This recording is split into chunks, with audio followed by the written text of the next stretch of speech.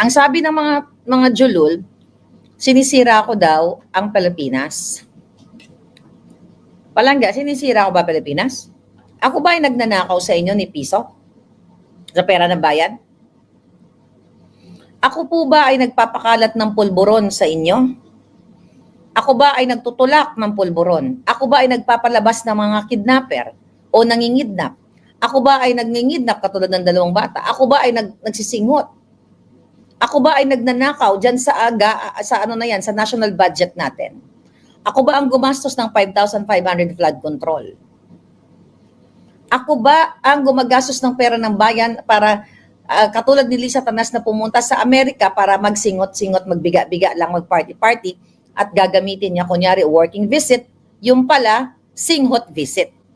Kaya meron silang kasamahan na yun nga, hindi pa tapos yung hindi pa tapos yung investigation na allegedly ay namatay sa singhot.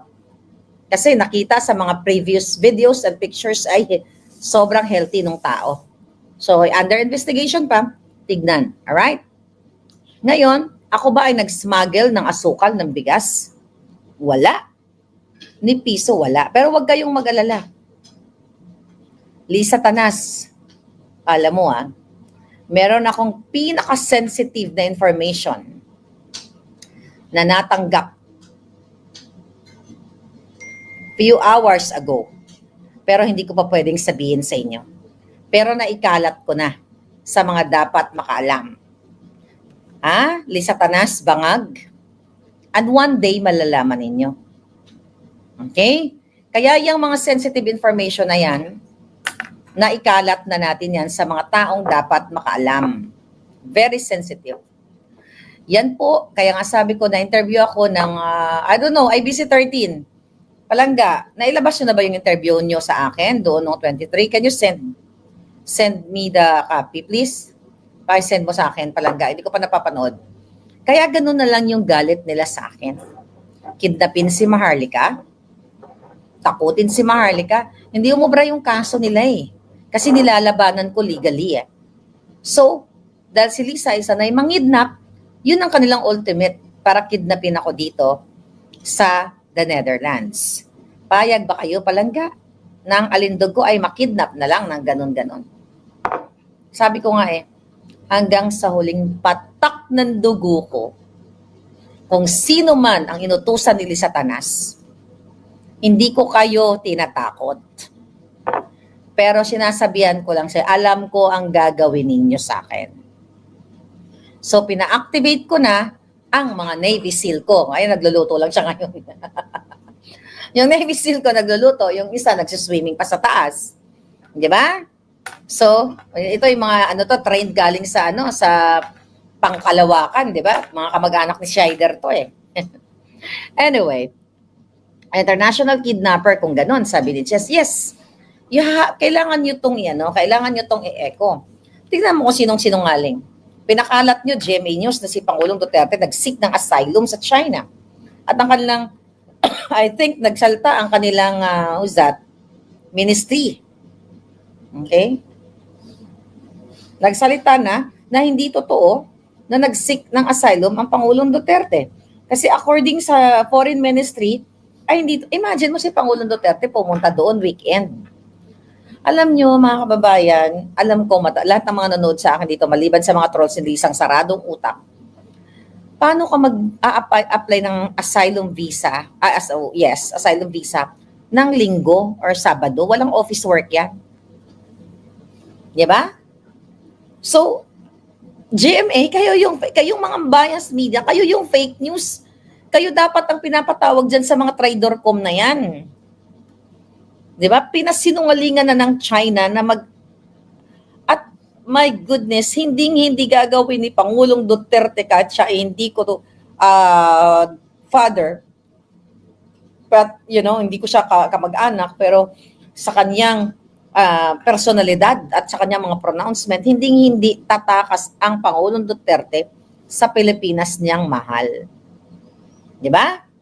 Hindi gagawin. Kaya fake news talaga itong media na ito. Tapos ngayon, okay, tayo ngayon, si Maharlika, pero thank you po sa mga prayers ninyo at sa mga tulong ninyo.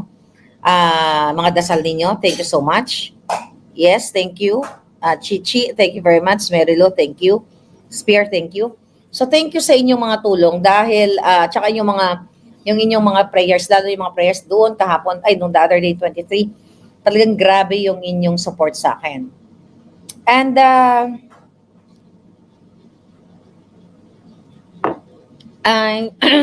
zero remittance tayo sa 28 kay Pangulong Duterte, sa birthday ni Pangulong Duterte. Pero wala pong big event na katulad ng event natin noong 23 according to Alvin and Tourism. Nabasa ko kay Alvin kasi sila Alvin lagi silang nandoon sa ICC, di ba? So nandoon sila sa harap ng ICC. So at sabi daw according to that report, walang malaking event na i-organize, kanya-kanya or grupo-grupo na mag-picnic para kay PRRD. Pero may mga Pilipino na from all over the world talagang pumupunta dito to show support para sa Pangulong Duterte sa araw sa kanyang birthday. Alright? Sino? Tama, demonyo sila Maharlika, sabi ni Daslin. Daming bitter kay Palangga. Ay, oo naman, matagal na nila yan. So gagawin na sabi nila fake news si Maharlika. Paano ako naging fake news? Nung sinabi kong i-eliminate nila tayo. Plan, eliminate the enemies. Eliminate si Pastor Kibuloy, i-eliminate si Pangulong Duterte, i-eliminate si Inday Sara, doon mo impeachment, at unang-una si Maharlika. Okay? Kailan tayo naging fake news? Kaya po sila galit at gusto tayong ipakidnap, ipa-extract. Buti na lang sana, kung pag in-extract nila ako, dalhin nila ako doon sa ICC. Papayag ako. Diba? Basta magkatapat kami ng kwarto ni PRRD, so I can take care of him. I'm serious. ICC. Baka naman. Baka naman. Basta payagan nyo lang ako. At paglulutuan ko si Pangulong Duterte ng kanyang mga favorite na mga paksiw, kung ano man, sinigang. Kasi meron namang mga bulad. Yung mga pais ba? Sa Ilonggal ba? Ano yan? Alright. Tuloy-tuloy lang, madam, para sa mga Pinoy. So alam ko na yung gagawin ng gobyernong ito, mga kababayan. Ang plano nila, kidnapin si Maharlika. Good luck. The moment you touch my alindog, yun lang ang gusto kong sabihin sa inyo. The moment you touch my alindog, ano tawag doon? Sa ano ka na? Sa larong chess? Checkmate. Checkmate ka na. Yes. The moment na ginalaw nyo ang alindog ko, checkmate na kayo. Ayun no, Navy SEAL. May ano pa to, may buntot pa tong kasama ko.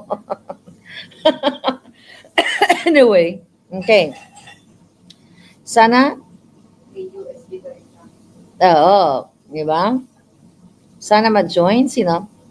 Oh, by the way, si Sas. Okay. Si Sas kinasuhan ni Shelo Magno. Ang tanong ko kay Shelo, recent yan, Cyber Live, kinasuhan. Teka, tingnan natin ha. May nag-send sa akin. Si Sas. Okay? Anong ibig sabihin nito? Ang tanong ko kay Shelo Magno, di ba? Yan, appointee ni Bangag yan, sa under ni Bangag, tapos biglang kunyari, nag-cloud chaser, nag-criticize kay Bangag. Ang tanong ko sa iyo, Shelo Magno, tanong lang naman, sino ang nasa likod mo? Sino ang nag-udyok sa iyo para mag-file ng libel case o whatever case man, kung ano pa man, kay Sas? Kaya nga sabi ko sa inyo, Palangga, mahal ang pakikipaglaban sa katotohanan. Sobrang mahal. Dahil buwis buhay. Hindi lang financial, buwis buhay ang makikipaglaban. Pero, we are destined dito sa buhay na to. I don't think si Sas, baby girl, I don't think si Sas Sasot ay pinili niya maging tagapagrepresentante para sa taong bayan na magsalta at mag-expose. Alright? Sabi ni D. Redman, tauhan niya ni Tambaloslos kaya gumastos. Maganda yung Zero Remittance Day sa 2028, sabi ni Umza Kuyumi. Sino at magkano? Ang sabi ni Rebecca. Sino at magkano daw ang binayad, okay? Magkano binayad para kasuhan si SAS?